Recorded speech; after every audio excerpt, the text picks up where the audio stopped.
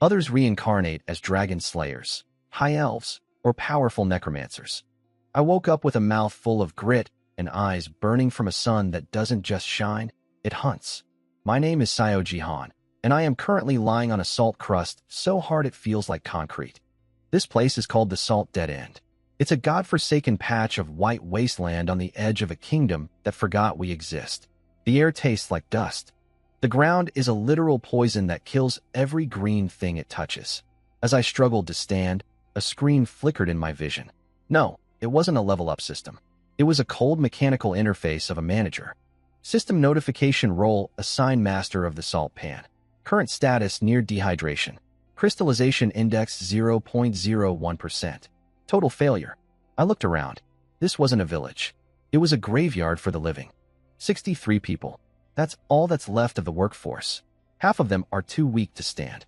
The others are scraping the ground with rusted shovels, trying to collect raw bitter salt that's 40% sand and 100% useless. I checked my inventory, or rather the village's ledger. The numbers were a death sentence. Population 6328 capable of labor. Water 3 days, strict rationing. Food 4 days. Moldy grain. Tools 12 broken shovels for leaking buckets. Infrastructure 1 semi-functional evaporation pad. The system didn't give me a sword. It gave me a directive. Turn death into utility. Salt is not a resource. It is the infrastructure of power. Hey kid, stop staring at the sun or you'll go blind before noon. A voice rasped. It was Old Man Joe, the lead scraper. His skin looked like tan leather, cracked and white with salt. He was holding a ladle over a barrel that was almost empty. We're out of water by Tuesday, Jihan, he whispered, his eyes hollow. The royal caravan skipped us again. They think we're already dead. Maybe they're right. I didn't answer. I looked at the ground. My system was pulsing. If I didn't raise the crystallization index, I'd be the 64th corpse. The index wasn't about how much salt I had. It was about how much of this wasteland I could force into a cycle of survival. Old Man Joe, I said, my voice cracking. Stop scraping that dirt. It's useless. We need to find the heart of the salt pan. The what? You've got sunstroke, boy. Get back to the shade. He grumbled. I ignored him.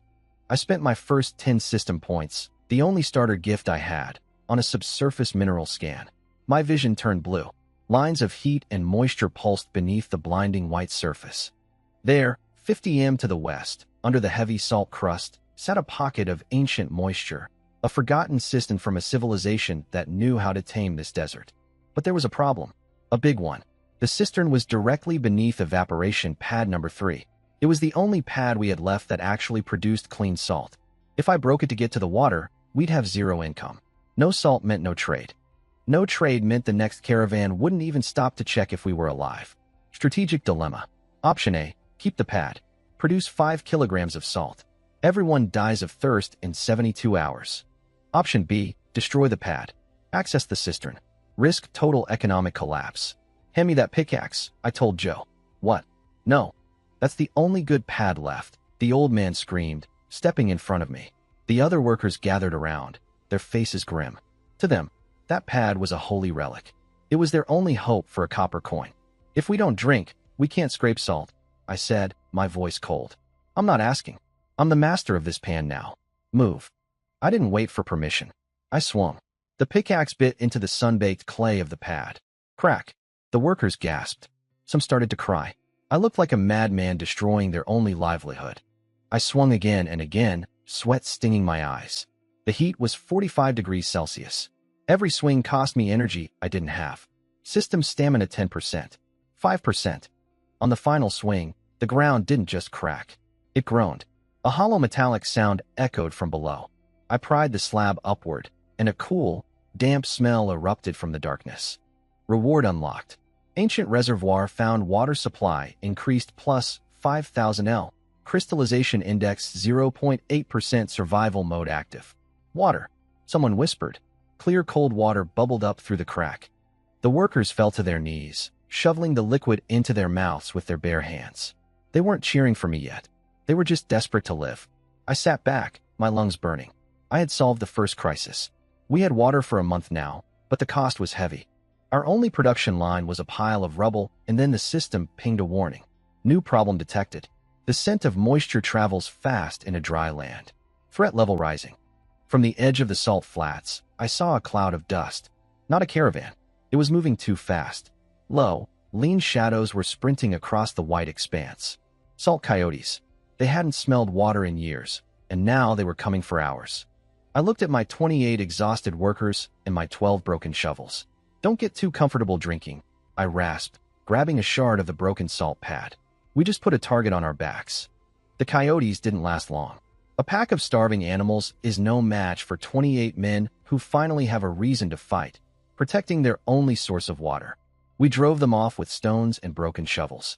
But as the dust settled, the real monster stared us in the face. It wasn't hungry beasts.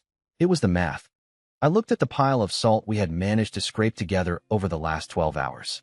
It was a pathetic grayish mound filled with sand, clay, and bitter minerals that made it taste like rusted iron. Old Man Joe stood over it, wiping sweat from his brow. There it is, giant. 5 baskets of grade C desert grit. If we're lucky, a merchant might trade us a bag of sour grain for the whole lot. If we're unlucky, they'll laugh and leave us to rot. I knelt down and rubbed the grains between my fingers. The system interface flickered over the pile. Analysis: raw crust, purity, 38%. Market value: 1 copper per 10 kilograms. Processing cost: 5 L of water per kg. Boiling method: it's garbage, Joe, I said, standing up. We're working like slaves to produce trash. If we keep doing it this way, we'll use more water processing the salt than we'll earn back in trade. That's a death spiral. It's how we've always done it. Joe snapped, his voice trembling with exhaustion. You scrape, you wash, you dry. What else is there? Zoning, I replied. I pulled out a stick and began drawing a grid in the white dust. The salt pan isn't one giant flat. The edges are heavy with calcium and clay. The center is where the pure crystals form. From now on, we stop scraping everything. We divide the field into 3 sectors: industrial, food grade, and medical. We focus 80% of our labor on the center, the heart. I want pure white crystals, not this gray dirt. The workers looked at me like I was insane. To them, more volume meant more survival. To me, volume was a trap. I needed quality. I needed a product that people couldn't refuse. Strategic upgrade. Refining platforms cost 200 system points earned from the coyote defense.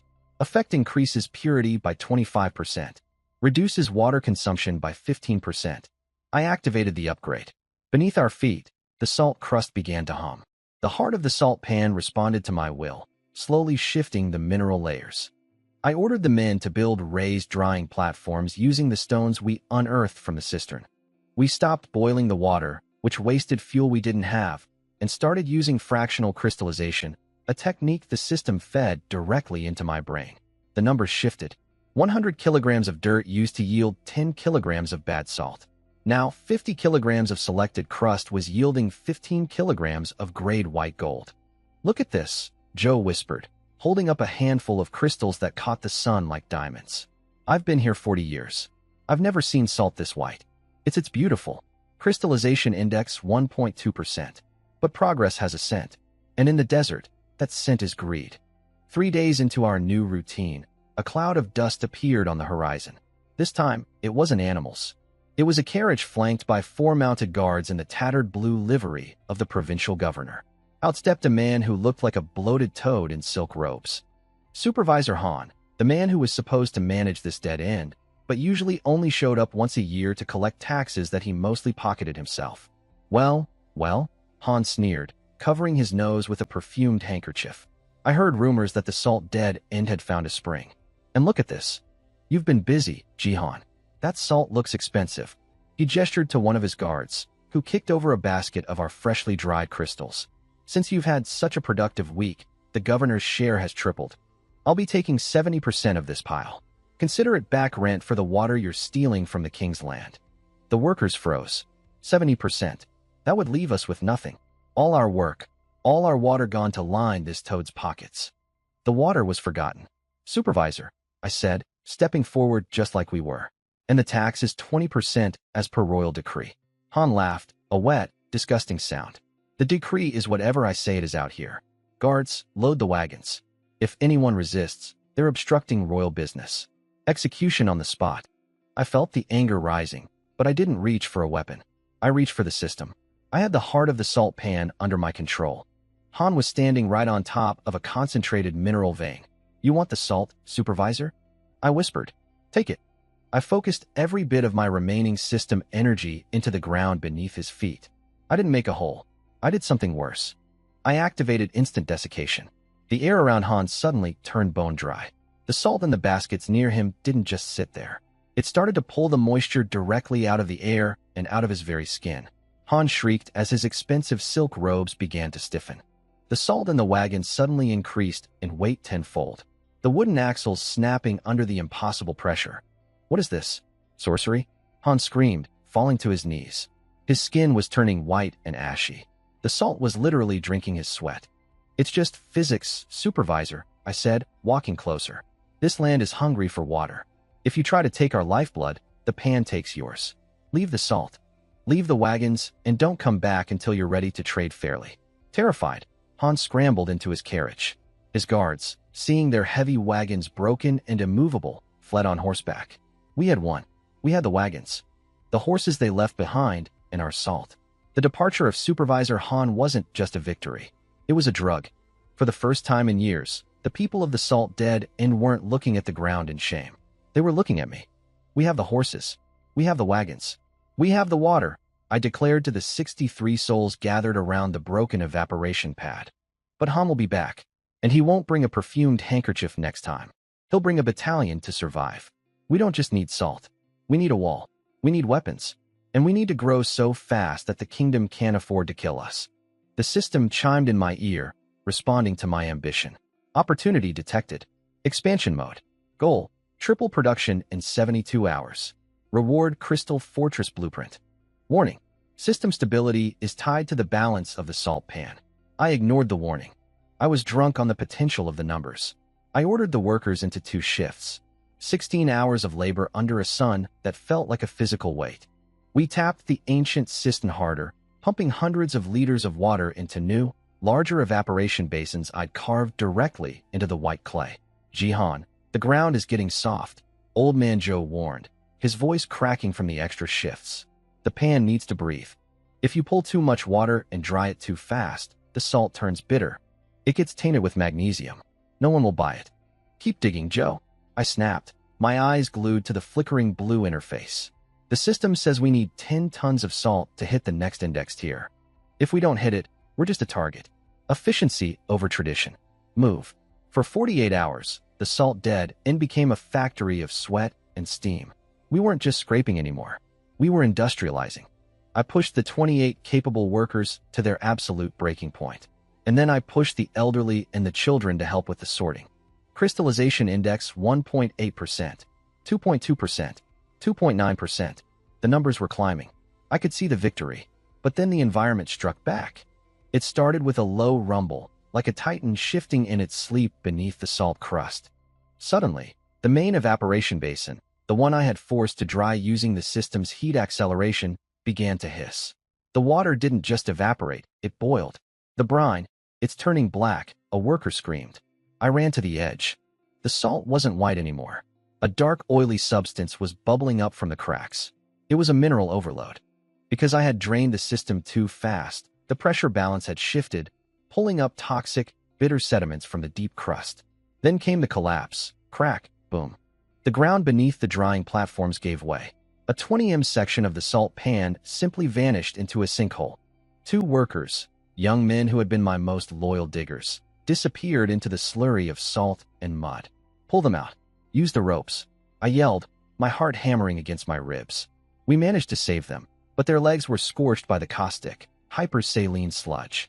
One of them would never walk without a limp again. Our great assault was gone, replaced by 3 tons of bitter, useless gray slush. System alert. Critical failure. Resource depletion system level dropped by 40%. Infrastructure damage 30% of platforms destroyed. Crystallization index dropped to 0.4%. Resource mismanagement. Morale broken. The silence that followed was worse than the roar of the collapse. The workers didn't look at me with hope anymore. They looked at me with the same fear they had for the desert. I had become the very thing I fought. A master who saw them as nothing more than fuel for a machine. Old Man Joe walked up to me and dropped a handful of the black and bitter salt at my feet. You wanted volume, giant. Here it is. A mountain of poison. We have water, but the well is coughing sand. We have salt, but it's too bitter for even a camel to lick. Was it worth it? I sat on the edge of the sinkhole, my hands shaking. The system was cold. It didn't care about the injured men. It only cared about the index. I realized then that the master of the salt pan wasn't a title of power. It was a leash. If I only looked at the numbers, the pan would consume everything, including me. No, I whispered. It wasn't. I spent the next night not at the command interface, but in the infirmary tent, helping Joe bandage the chemical burns on the workers' legs. I used my remaining system energy not to refine salt, but to purify the brine in the remaining small pools, slowly turning the bitter black back to clear blue. I had lost 3 days of work. I had lost the trust of my people. I had lost the momentum I needed to face the kingdom. Lesson learned. The cost of greed. New perk unlocked. Sustainability over side effect. You can now see the stress level of both the land and the people. As the sun rose on the 4th day, we were back to basics, smaller batches, better care. I watched the stress bar on the workers' profiles, ordering them to rest the moment it turned yellow. The growth was slower, but the salt was purer than ever. But my failure had left a hole in our defenses. Supervisor Han wasn't coming back with a battalion, yet he didn't need to. He had simply told the merchant guilds that the salt dead end was producing poisoned, bitter salt. Now we had water. We had clean salt, but we had no one to buy it. We were a fortress made of gold that no one wanted to touch. We need a witness, I told Joe as we looked at our modest, perfect pile of white crystals. We need someone whose word is worth more than Han's lies. Someone who can see that our salt isn't just a seasoning, but a miracle. And who would come to this hellhole to testify for us? Joe asked. A professional, I said, looking at the horizon. Someone who hates losing money as much as I hate losing people. That was when I saw it. A single fast-moving scout on a camel. He wasn't a guard. He was a scout for a grand caravan. The dirty economics of the wasteland were about to get a lot more complicated. I needed someone to count every grain. I needed a shark in this ocean of salt. The scout on the camel didn't come alone. Behind him, shimmering in the heat haze like a mirage, was a small, high-speed merchant train. These weren't the heavy lumbering wagons of Supervisor Han. These were the sand skimmers, light carriages with wide wheels built for profit and speed. At the head of the train sat a woman who looked like she was made of sharp angles and cold iron. Her name was Rena, and in the merchant guilds of the southern desert, they didn't call her a traitor. They called her the blood counter. I heard the salt dead end was under new management, Rena said, stepping off her carriage. She didn't offer a hand. She pulled out a magnifying glass and a small scale. I also heard your salt was bitter enough to kill a horse. Supervisor Han has been very vocal about your failure, Jihan. I didn't blink. I signaled Old Man Joe to bring out a sample of the new batch, the pure slow-dried crystals from the heart of the pan. Han is a thief who couldn't tell the difference between salt and sand if it was shoved in his eyes. Taste it. Rena took a single crystal. She weighed it. She licked it. Then she crushed it on a piece of black velvet. Her eyes, which had been bored and dismissive, suddenly narrowed. 99.8% 8% purity, she whispered. In this godforsaken hole, how management, I replied. But I have a problem, Rena. I'm a producer, not a bookkeeper. I'm losing salt. My piles are shrinking at night, and my ledgers don't match the weight at the gate. I need an auditor who isn't afraid of ghosts. Rena looked at the pathetic collection of hubbles, then at the sparkling white gold in my hand. She smiled, and it was the smile of a predator that had just found a golden carcass. I don't work for copper, Jihan. I work for 5% of the total volume and the right to execute anyone who touches my books. New subordinate recruited. Rena the accountant. Special skill phantom audit. Current corruption level 32% critical. Welcome to the dead end. I said start counting. Rena didn't waste an hour. By sunset, she had set up a desk in the middle of the main warehouse, her quill scratching against parchment like a serrated knife. While the workers slept, she cross-referenced the shift logs with the delivery receipts. By dawn, she walked into my tent and dropped a sheet of paper on my chest. You're being bled dry, Jihan, she said, her voice flat. Your loyal guards, the ones Han left behind to protect the village, are walking out of the back gate with 40 kilograms of greatest salt every single night. That's 1,200 kilograms a month. That's enough to buy a small villa in the capital. I sat up, the cold calculations of the system flashing in my eyes. Resource loss analyzed. Missing salt, 1.2 tons. Current security, Sergeant Grum and 6 guards. Status, traders, and the pay of the merchant guild. Grum thinks I'm a soft-handed kid who got lucky with a well, I muttered, standing up. He thinks he's the real power here because he has a sword and I have a shovel. He's not wrong, Rena noted, sharpening her quill. He's armed. Your workers are terrified. If you accuse him, he'll just kill you and tell the governor you died in a tragic mining accident. What's your plan, Master? I'm not going to accuse him, I said, opening my system menu. I'm going to make his theft impossible to hide. I spent 500 points of my stored energy on a new system feature, Magical Tracer Seals. It wasn't a visible mark. It was a microscopic change in the crystal structure of every grain of salt produced that day. To the naked eye, it looked like normal salt. But through my interface and through a special lens, I could craft the salt glowed of vibrant neon blue. Joe, Rena, gather everyone, I shouted, walking into the center of the village square. Sergeant Grom was there, leaning against a post, his hand resting lazily on the hilt of his blade. He was a big man, scarred and arrogant. He looked at me with a smirk that said he knew exactly what was in his private stash under the barracks. Is there a problem, Master Giant? Grum asked, his voice dripping with fake concern. Is the sun too hot for you today? The salt is vanishing. Grum, I said loud enough for every worker to hear. Someone is stealing from our children's mouths. From today, no salt leaves this village without my seal. If salt is found outside the warehouse without a permit, it will be considered treason against the crown. Grum laughed. Seals. You going to sign every grain with your name, boy? Good luck with that. I didn't laugh back. I turned to Rena. Count the evening shift. Every gram. That night, Grum did exactly what I expected a greedy man to do. He panicked. He knew the blood counter was looking for the missing tons, and he decided to move his entire stolen stash at once. He had a private carriage waiting 2 miles out in the dunes. Around midnight, my system alerted me. Sensors triggered. Tracer movement detected. Volume 50 bags 2,500 kilograms. Location rear gate. I watched Grom and his 6 guards quietly load the heavy bags onto a wagon. They were muffled, silent, moving like shadows. They thought they were invisible. They're moving, Jihan, Rena whispered, standing beside me in the dark. She held a crossbow I bought from her caravan. We can take them at the gate. No, I said, putting a hand on the bow. 7 armed men against 2. Those are bad odds. We're strategists, Rena. We don't fight the man. I didn't call the workers to arms. I didn't shout for help. I walked to the main valve of the ancient cistern, the one we had worked. So hard to open. RA is taking the salt to the desert, I whispered. But the desert belongs to the pan, and the pan needs its water. I diverted the water pressure. I didn't shut it off.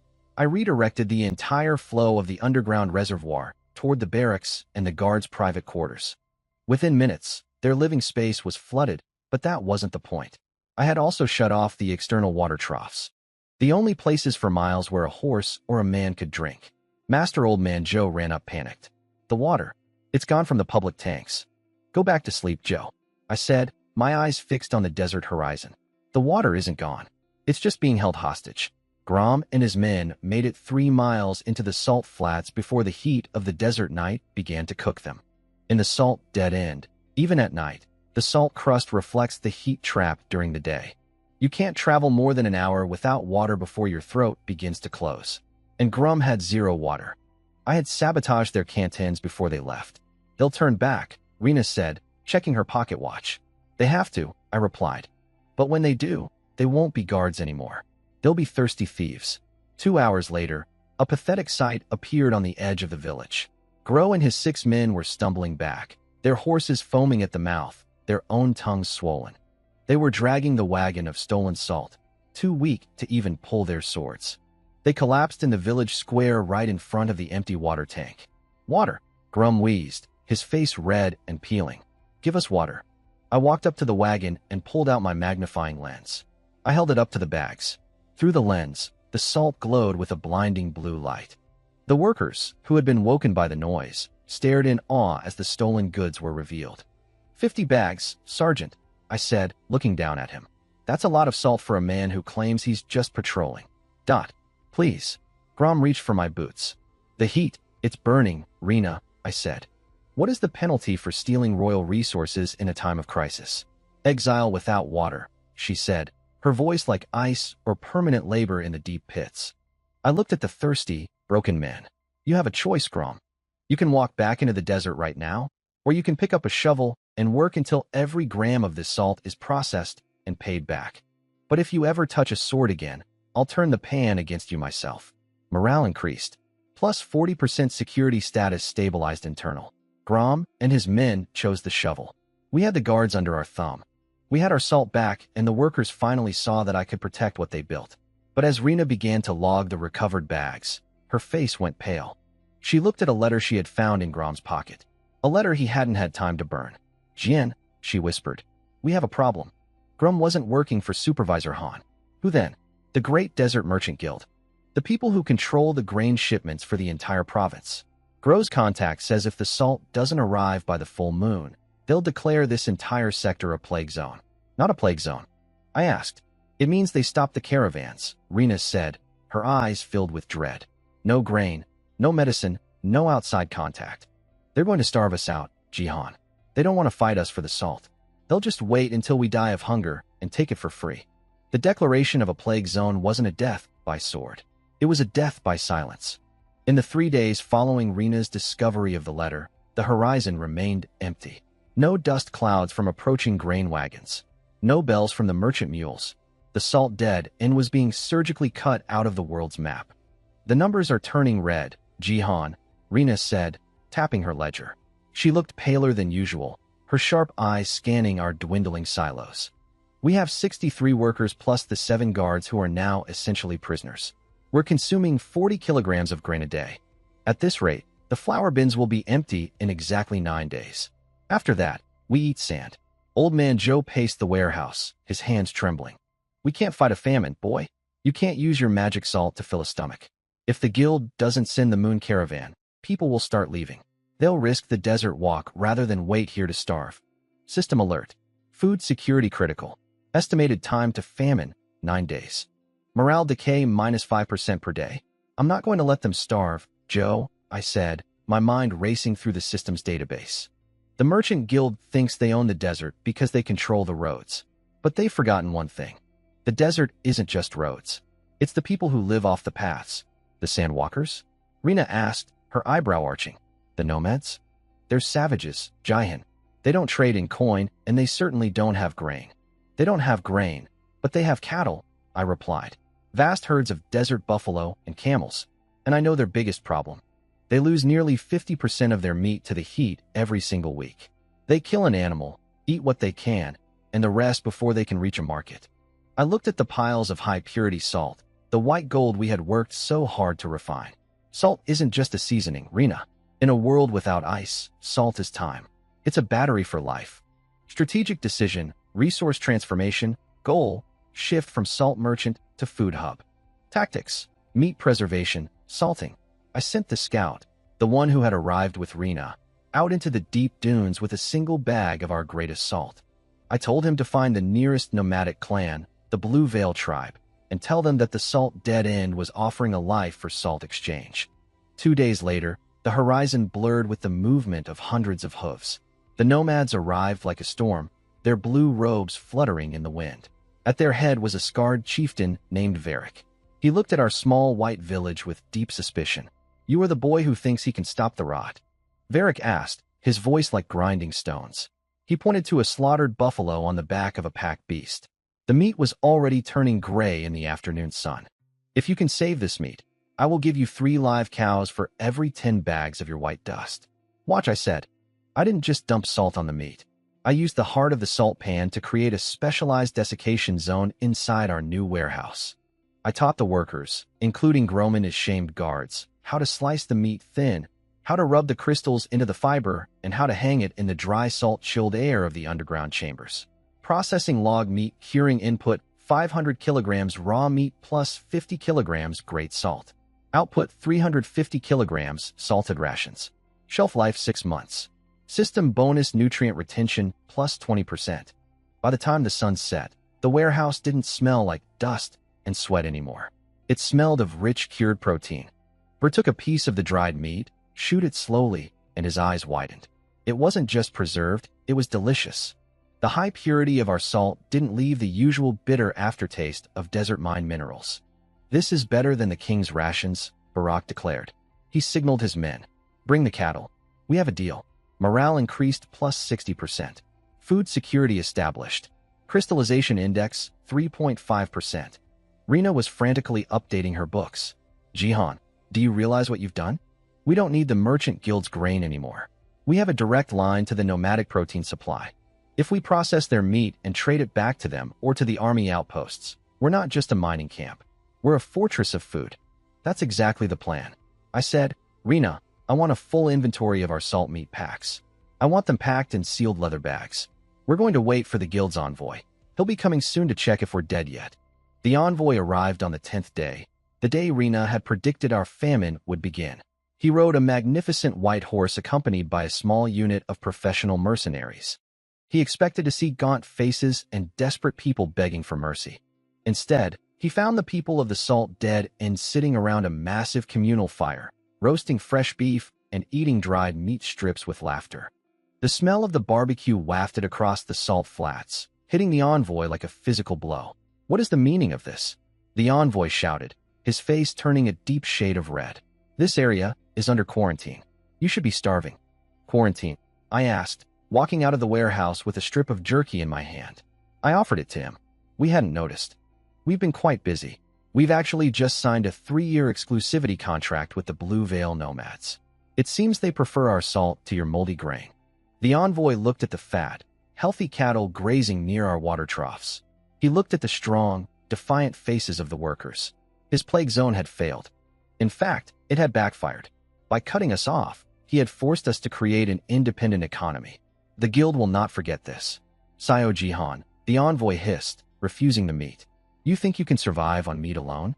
You need tools, you need cloth, you need wood. I have the salt to buy all of those things from anyone who isn't a member of your guild. I replied, my voice cold. And starting today, my price for salt to your guild has tripled. If you want it, you'll pay in lumber and iron. Or you can explain to the capital why the price of salt in the city has gone up 500%. The envoy fled, his horse kicking up a cloud of white dust. We had won the first trade war. Reward food independence. New system unlock. The salt architecture effect. You can now use salt mineral composites for construction. Rena walked up to me, her ledger tucked under her arm. We've survived the hunger, Jihan. But you've just humiliated the most powerful economic force in the province. They won't use grain next time. They'll use steel. I know, I said, looking at the workers who were now stronger and more loyal than ever. That's why we're going to stop living in these wooden shacks. If they want to come for our salt, they'll have to break through it first. I opened the system menu, but crystallization index was glowing. We had enough points for the first major upgrade. Joe, Rena, Grum, I called out. Stop the celebrations. The dead end is over. Tomorrow we start building the salt fortress. New problem detected. Regional attention.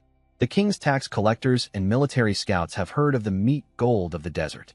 Threat level high. The sun was a white-hot hammer, and beneath it the vanguard of military Lord Qasim looked like a shimmering snake of steel. 100 heavy cavalrymen. These weren't the starving, desperate men of the salt dead end. These were professionals, men who ate 3 meals a day, wore boiled leather and iron plate, and rode horses that cost more than our entire village used to earn in a year. They'll be here in 20 minutes, Jihan, Rena said, her voice tight as she peered through a copper telescope. They aren't even slowing down. They expect us to open the gates the moment they see their banners. In their eyes, we're just squatters in a fancy sand castle. Let them think that, I said. I was sitting cross-legged on the ramparts, my eyes closed, my mind deep inside the heart of the pan. To a normal person, the white ground outside our walls was just a flat expanse of salt. To me, it was a circuit board. I had spent 3,000 purity points to prime the area. I wasn't building walls anymore. I was building a chemical nightmare. Defensive project. The salt light perimeter. Active agent. Hyper-concentrated magnesium brine. Effect. Rapid oxidation and desiccation. Cost 500 L of water per minute. Active. Grum. I called out. Are the white holes ready? Ready, master? Grum shouted from below. He and 50 workers had spent the last 6 hours digging shallow pits around the fortress, filling them with a slush of raw, untreated salt and a specific mineral catalyst I pulled from the system. We'd covered them with thin layers of salt crust. To the cavalry, it would look like solid ground. Rena, the moment they hit the first line, I want you to signal the nomads. I don't want them to fight. I just want them to stand on the dunes and look like an army. Illusion is 90% of a desert war. The vanguard slowed as they reached the 500-meter mark. A single rider clad in a cape of crimson silk trotted forward. This was Sir Kale, the vanguard commander. He looked up at our shimmering salt rock walls with a mixture of awe and predatory greed. By order of military Lord Qasim, Kale's voice echoed off the white walls. This salt dead end is hereby declared a strategic military asset of the southern province. Open your gates, surrender your stores of meat and water, and your lives will be spared. You have 60 seconds. I stood up looking down at him. Sir Kale, you're trespassing on land granted by royal decree to the master of the salt pan. My people are hungry and my walls are cold. If you want my meat, you'll have to pay the market price. If you want my fortress, you'll have to survive the desert first. Kale didn't even bother to argue. He drew his sword, the steel flashing brilliantly. Heavy cavalry. Charge. Break the gates. Leave the master alive. The Lord wants to know how he built this place. 100 horses, each weighing 600 kilograms, accelerated into a gallop. The ground literally shook. Inside the walls, I could see the terror in my workers' eyes. They had lived their whole lives being trampled by men like this. Hold, I whispered, my hand hovering over the system interface. The cavalry reached the 300-meter mark. The kill zone now. I activated the brine venting beneath the horses' hooves. The ground didn't collapse. It liquefied, but it wasn't water. It was a hyper-saturated brine slurry, colder than ice and more corrosive than acid. Trap activated, the gyroscopic sink.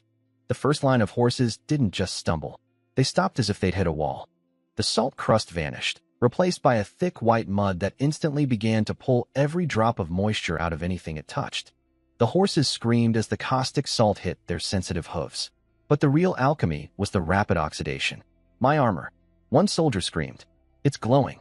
The system-enhanced salt reacted with the iron plates of their armor. In a world of normal physics, rust takes years. In my salt pan, with the power of the crystallization index behind it, it took seconds. The rivets on their breastplates turned to orange dust. The joints of their greaves seized up as the metal expanded and flaked away. System log. Corrosion damage. Enemy equipment integrity minus 60%. Cavalry mobility minus 85%. Fear factor critical. Retreat. Fall back. Kale yelled. But his own horse was chest deep in the salt slush, its fine leather saddle cracking and shriveling as the salt drank the oil from the hide.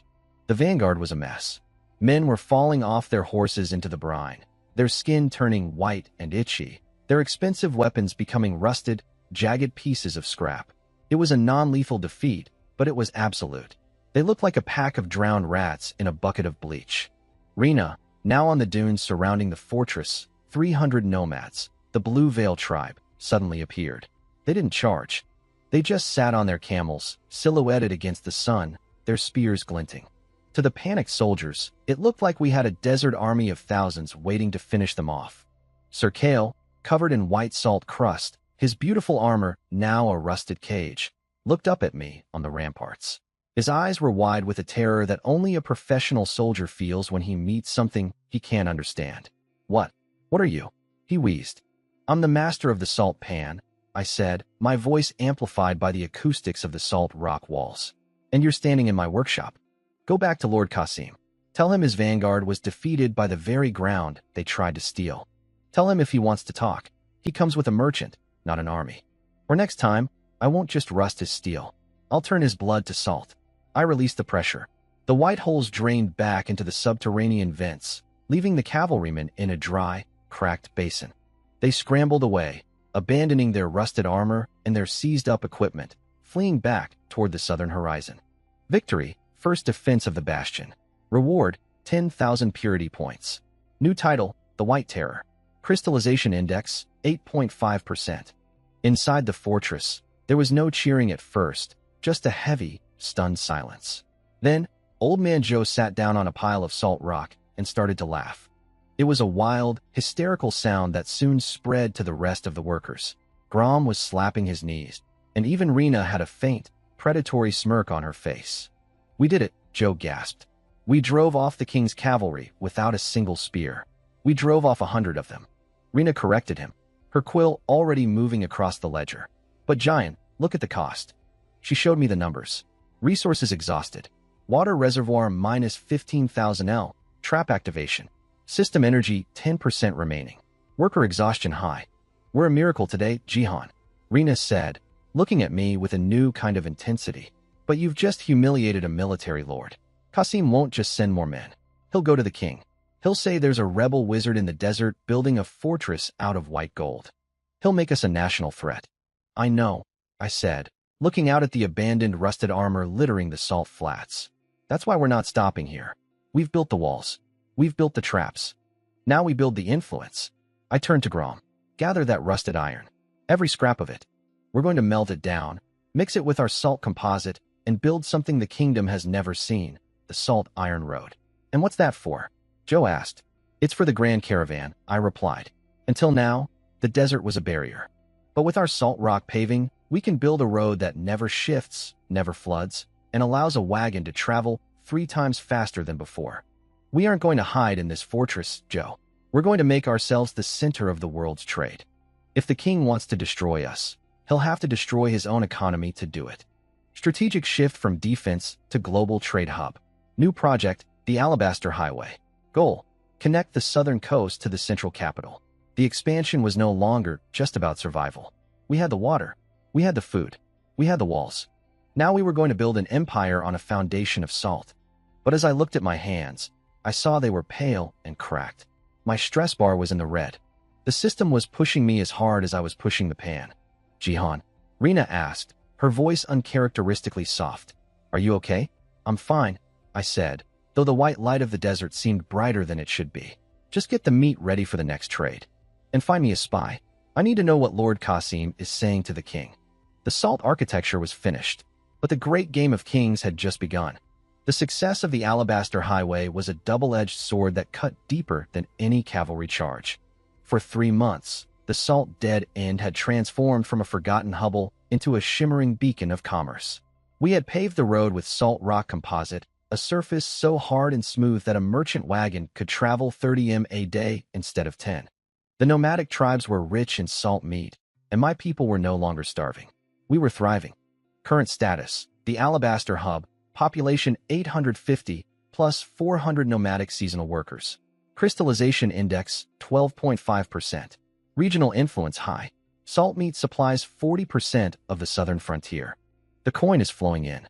Jihan, Rina said, her fingers stained with ink as she tallied the latest trade duties. But so is the gossip in the capital. They're calling you the Salt King. They say you have a mountain of gold hidden under the white crust.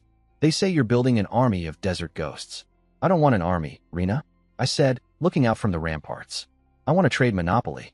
If we control the road and the salt, the king can't touch us without starving his own cities. He doesn't need to starve his cities if he just kills the man who owns the road. A growly voice spoke up. It was Sergeant Grom. He had just returned from a scouting mission to the southern borders. His face was caked in dust, and his horse was shivering with exhaustion.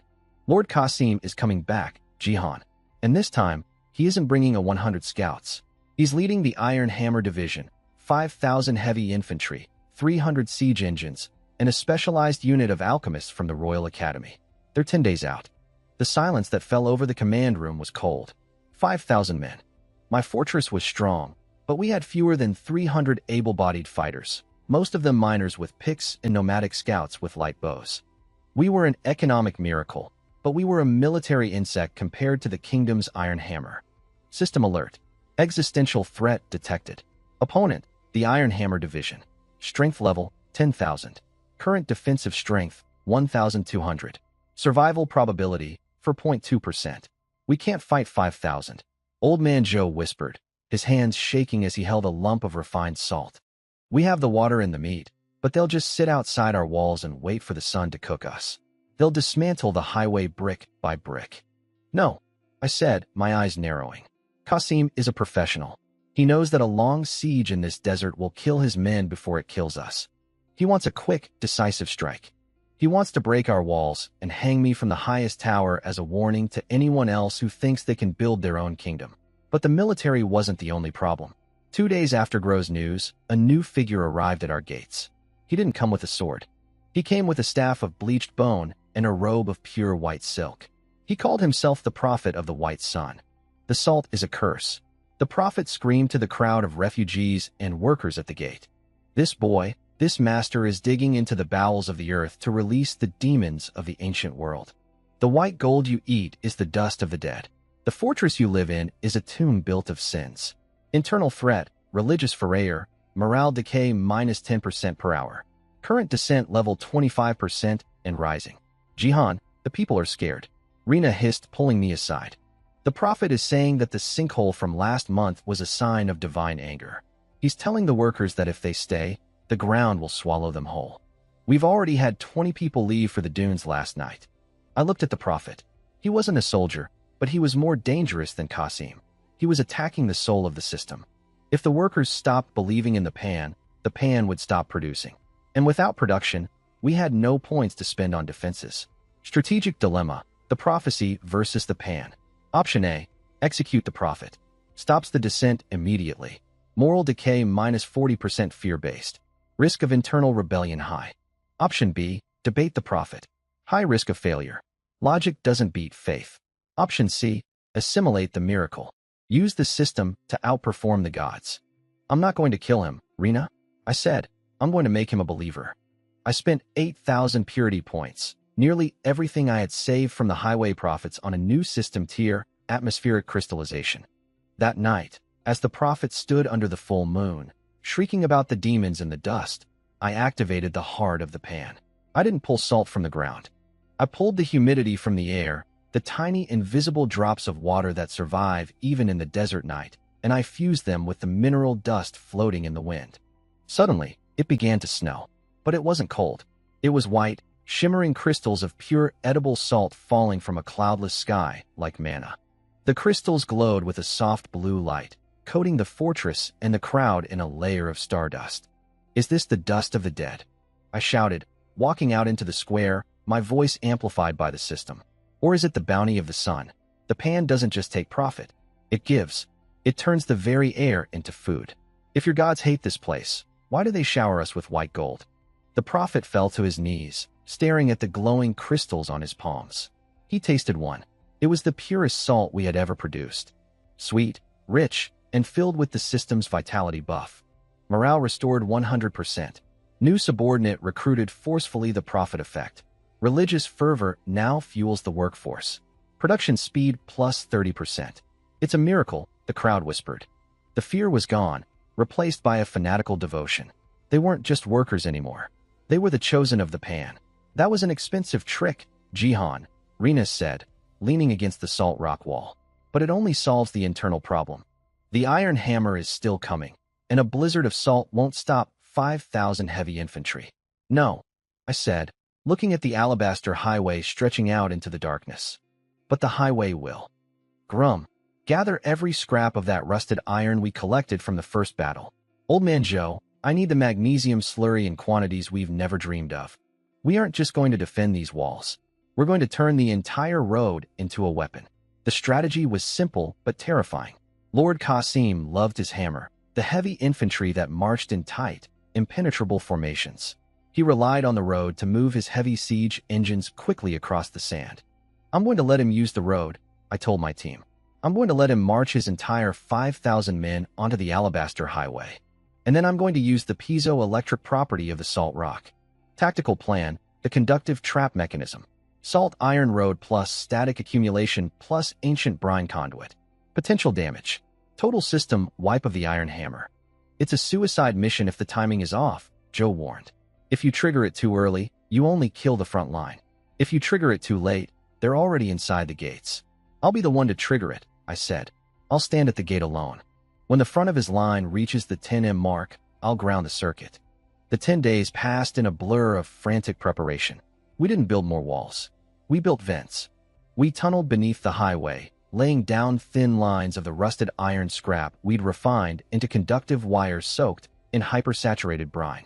The alabaster highway was no longer a road. It was the world's largest electrical capacitor, waiting for a spark. On the dawn of the 11th day, the iron hammer arrived. It was a wall of steel that stretched from horizon to horizon. The sound of 5,000 boots hitting the sand was like a constant low thunder. At the center was Lord Qasim, sitting on a massive armored horse surrounded by his alchemists. They had seen the salt blight traps from the first battle. They were prepared for corrosion. They wore oiled silk over their armor to prevent salt contact. Ko-Jihan. Kasim's voice boomed, amplified by an alchemical megaphone. You have built a wonder in this wasteland. It is a pity I must break it. Surrender now, and I will only execute your leaders. The rest will be taken as royal slaves. I stood on the bridge of the main gate, a single copper rod in my hand connected to the deep core aquifer. Lord Kasim, you march on a road I built. You breathe air I purified. If you take one more step, you are no longer a guest of the pan. You are a sacrifice. Kasim laughed. Alchemists shield the front. Iron hammer charge. The 5,000 men accelerated. They didn't run. They marched in a rhythmic, terrifying stump. The vibration of 5,000 armored boots hitting the salt rock highway began to generate a hum. Static electricity amplified by the system's mineral properties began to crackle along the white surface of the road. System status accumulation at 85%, 90%. Wait for it, I whispered, my hand white-knuckled around the copper rod. The front line reached the 200-meter mark, the 100-meter mark. The silk wrap alchemists were smug, seeing that their corrosion protection was working.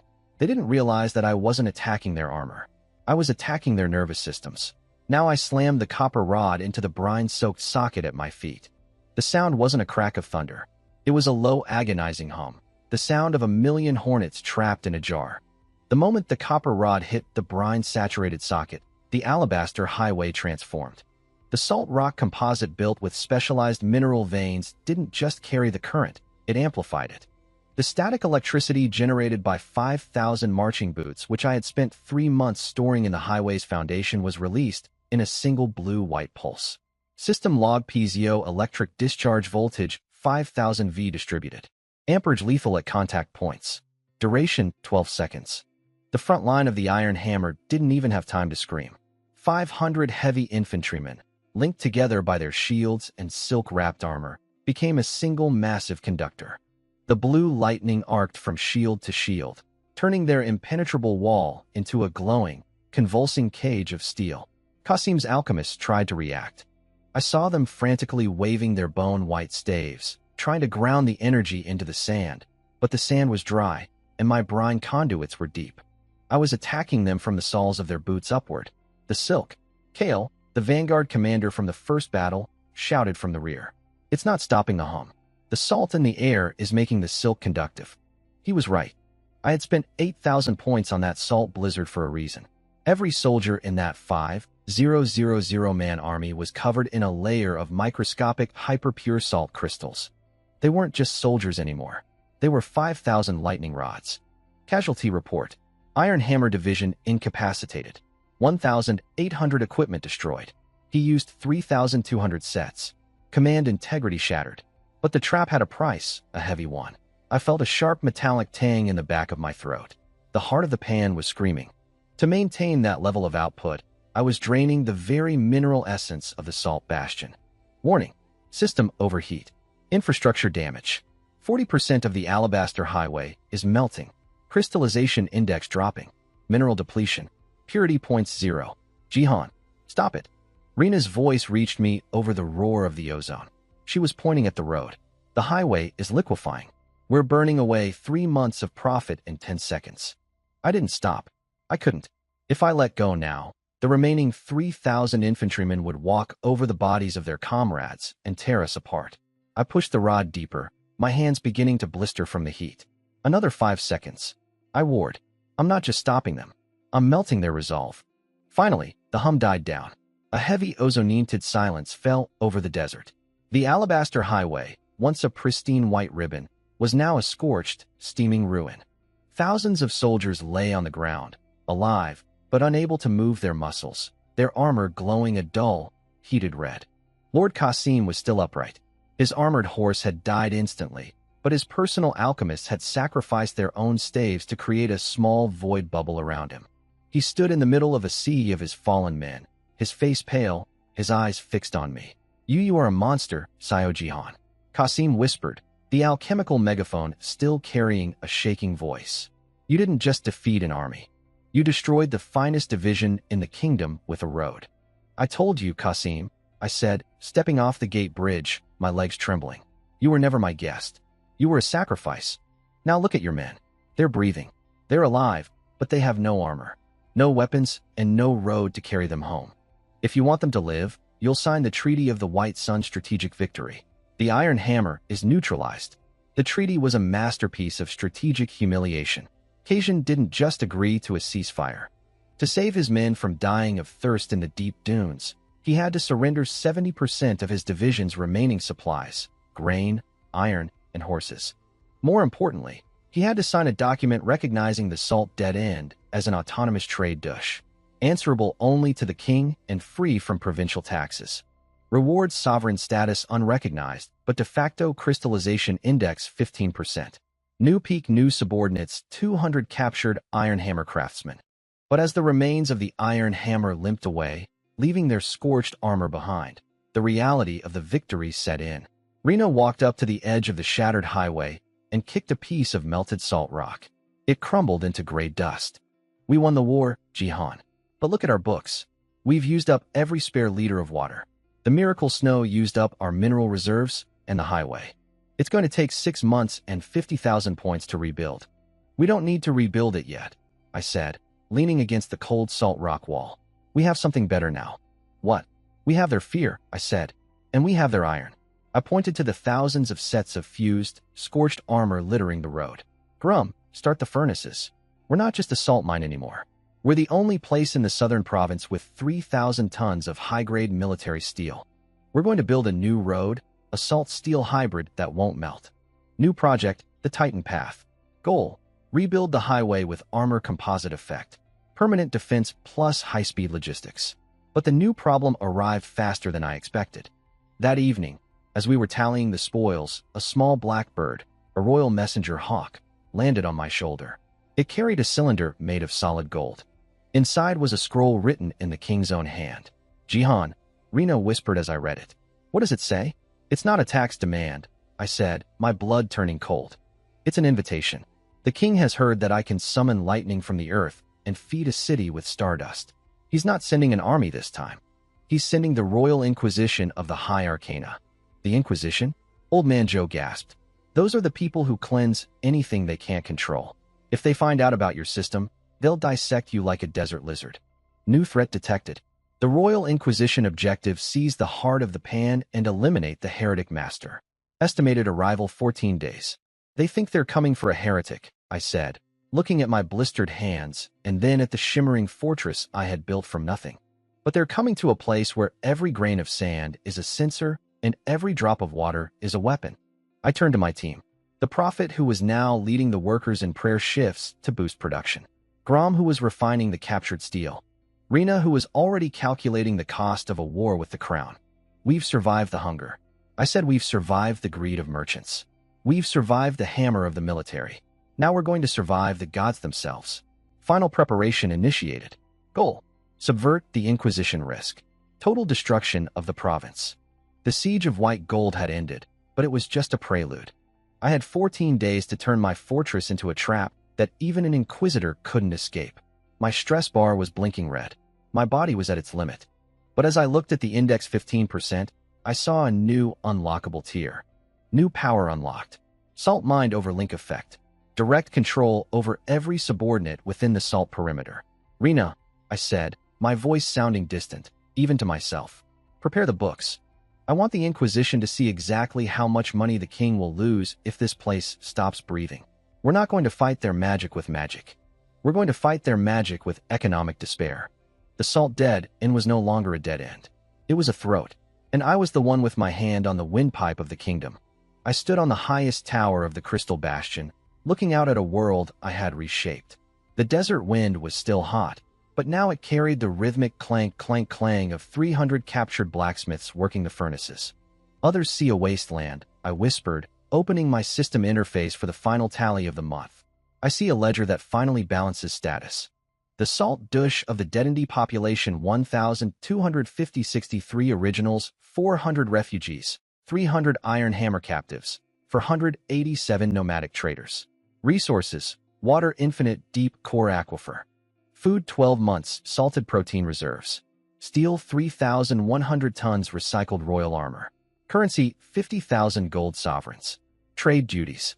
Infrastructure Fortress Level 2 Salt Rock Bastion Thermal Regulated Road The Alabaster Highway, currently under salt iron reconstruction crystallization index 16.5%. Not bad for a guy who started as a puddle in a salt flat. Rena said, walking out beside me. She didn't look like a dusty accountant anymore. She wore silk dyed in desert indigo, and her ledger was bound in high-grade lizard leather. But Jihan, we're out of purity points. Every scrap of energy you had went into that lightning trap. If the Inquisition arrives tomorrow, you can't even summon a sultry. I know, I said. That's why I stopped being a miner and started being a king. I looked down at the main square. The prophet was leading 1,000 people in a silent, synchronized ritual. They weren't just praying, they were vessel linking. Through the salt mind overlink, I could feel the heartbeat of every person in the fortress. They weren't just subordinates. They were a biological processor. Their collective focus was recharging my system energy at a rate of 500 points per hour. System recharge 85%. 90%. Grum. I called out to the square. The former sergeant, now my minister of iron, looked up from a massive pile of molten steel. Master, the first 10 miles of the salt iron road are set. It's harder than diamond and reflects 90% of the sun's heat. We can move a legion to the capital in 3 days. Good, I said, because the king isn't the one I'm worried about anymore. The horizon didn't turn dusty. It turned white. On the 14th day, the Royal Inquisition arrived. It wasn't an army.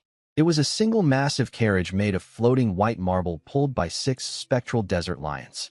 Surrounding it were 12 inquisitors and masks of solid gold. They didn't march. They levitated an inch off my alabaster highway, as if the ground I built was too filthy for their feet. Threat detected. The High Inquisition leader, Grandmaster Valerius. Power level undetectable by current system tier. I met them at the Great Gate. I stood alone, unarmed, wearing nothing but a simple white robe of salt-spun fiber. Valerius stepped out of the marble carriage. He didn't look like a priest. He looked like a living statue. He didn't look at my walls. He didn't look at my steel. He knelt down and touched the salt iron road with a finger encased in a silver thimble. This isn't alchemy, Valerius whispered, his voice vibrating in my very marrow.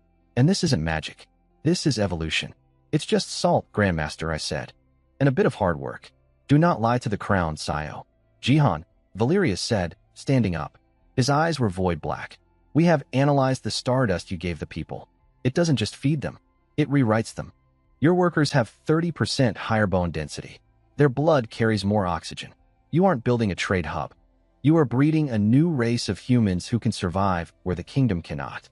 Warning, secret objective revealed. The kingdom doesn't want the salt. They want the biological salt code. I'm building a future where no one has to die of thirst. I replied, if the king wants that future, he can buy it. If he tries to steal it, he'll find that salt is very hard to swallow.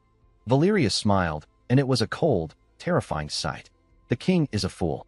He thinks you are a rebel. I know what you truly are. You have found the ancient heart of the Leviathan. You are digging up the remains of the god that created this desert. Suddenly, the ground beneath the fortress didn't just shake, it inhaled. A massive, deep-frequency groan echoed from the deep core aquifer. My system interface went into a frenzy of red warnings. Critical alert. The heart is awakening. Crystallization index. Force jump to 0.25% emergency tier. New objective. Suppress the Leviathan or witness the end of the province. Valerius looked at the ground, his void black eyes widening with something that looked like hunger. It's happening sooner than the prophecy said. Jihan, the Inquisition didn't come here to kill you. We came here to see if you were the plug or the key. I looked at my hands. They were turning into translucent white crystal. My salt mind overlink suddenly expanded, and I saw through the eyes of every person in the fortress. And then I saw deeper. I saw 1,000 miles beneath the salt flats. I saw a massive slumbering eye miles wide beginning to open. System notification. Final choice. Path 1, the King's Pawn. Surrender the heart to the Inquisition. Path 2, the Salt Sovereign. Consume the Leviathan and become a god of the dead end. Jihan. Rena screamed from the ramparts. The road is cracking. Something is coming up. I looked at Valerius. I looked at my people. And then I looked at the shimmering interface. I'm out of pawn. I whispered, my voice echoing with the power of a 1,000-ton salt grinder. And I'm not a god. I'm the master of the pan, and this is my field. I slammed my crystal and hand into the ground. System override initiated, consuming the Leviathan. A blinding white light erupted from the center of the fortress, turning the desert night into a midday sun. The Inquisition, the walls, the desert, it all vanished in a roar of crystalline power. When the light faded, the salt dead end was gone. In its place sat a city made of living, pulsing white diamond, floating 10 feet above a desert that had turned into a sea of liquid salt. The first arc completed, new status, Duke of the Saltseer. Next threat, the Continental Crusade. I opened my eyes. I wasn't in the fortress anymore. I was inside the mind of the desert itself, and I could hear every heartbeat in the kingdom. Rena, I said though she was miles away. Double the prices. We're going to need a lot more gold for what's coming next.